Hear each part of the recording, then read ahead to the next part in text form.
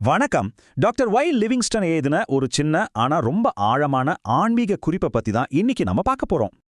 இந்த பிஸியான வாழ்க்கையில கொஞ்ச நேரம் ஒதுக்கி நிதானமா சிந்திக்க ஒரு அருமையான அழைப்போட தான் இது ஆரம்பமாகுது. நம்ம படைச்சு தினமும் உயிர் கொடுத்து நமக்காக தியாகம் செஞ்ச இயேசுவோட 3 முக்கியமான செயல்களை இது நமக்கு ஞாபகப்படுத்துது. இதுல ரொம்ப ரொம்ப முக்கியமான ஒரு வேண்டுகோள் என்ன தெரியுமா? நம்ம கடைசி மூச்சு வரைக்கும் தொடர்ந்து நன்றி சொல்லிட்டே இருக்கணும். நம்ம மனசார நன்றி சொல்ல சொல்ல வியாதிகள் எல்லாம் மறைஞ்சு நம்ம வாழ்க்கையில செழிப்பு உருவாகுங்கிற உண்மைய இது ஆணித்தரமா சொல்லுது. இதை விட சூப்பரான விஷயம் என்னன்னா, நாம கேட்காமலேயே நமக்கு தேவையான எல்லாமே சரியான நேரத்துல தானா தேடி வரும்.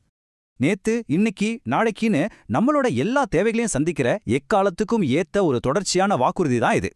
இந்த அற்புதமான அன்பை நீங்களே நேரடியாக ருசி பாருங்களேன் அப்படின்னு ரொம்ப அன்பான ஒரு அழைப்போட இந்த செய்தி முடியுது.